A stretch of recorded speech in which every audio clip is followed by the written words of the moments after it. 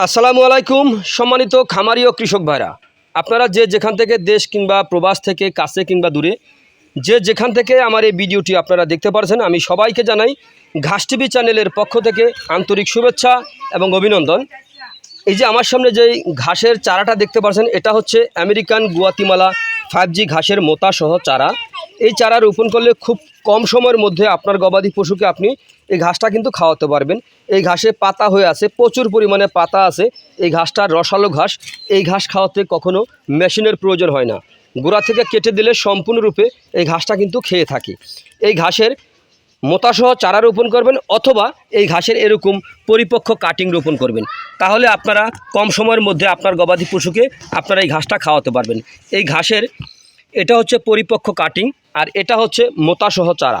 তো এরকম ঘাসের যদি আপনারা চাষ করতে চান, তাহলে এই ঘাসের আপনারা কাটিং অথবা মোতাসহ চারা রোপণ করবেন। এই ঘাসের কোনো ফুল হয় না অথবা কোনো বিচি হয় না। আপনারা এই ঘাসের কোনো বিচি রোপণ করবেন না। বিচি রোপণ করলে দেখা যায় জাম্বু ঘাসের অথবা সুদান ঘাস, সরগম সুদান ঘাসের বিচি দিয়ে দেয়। বিচি রোপণ করলে দেখা যায় আপনার একবার অথবা দুবার কাটার পরে কিন্তু আর ঘাসটা থাকে না। আর এই ঘাসটা কিন্তু আপনার দীর্ঘদিন মানে কমপক্ষে 5-7 বছর আপনি খাওয়াতে পারবেন। যেমন আমাদের জমিতে রোপণ করেছি প্রায় 2.5 বছর হয়েছে, কিন্তু এখনও যথেষ্ট ভালো আছে ইনশাআল্লাহ।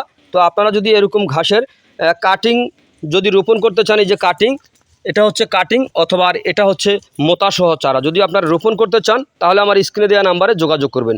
আমাদের কাছে পাবেন আপনারা এই আমেরিকান গুয়াতিমালা হাইব্রিড ঘাসের চারা, মোতাসহ চারা, অথবা এই যে আমেরিকান গুয়াতিমালা ঘাসের পরিপক্ক কাটিং। তারপরে রয়েছে জারা ওয়ান হাইব্রিড ঘাস, তারপরে রয়েছে আপনার তাইওয়ান হাইব্রিড ঘাস, জার্মান অজানা সহ যে কোনো ধরনের ঘাসের কাটিংয়ের জন্য আমার স্ক্রিনে দেওয়া নাম্বারে যোগাযোগ করবেন। ও তারপরে আরও একটি রয়েছে আপনার ইন্দোনেশিয়ার স্মার্ট নেপিয়ার ঘাস। যে কোনো ঘাসের কাটিংয়ের জন্য আমার স্ক্রিনে দেওয়া নাম্বারে যোগাযোগ করবেন। সকলে ভালো থাকবেন। আল্লাহ হাফেজ।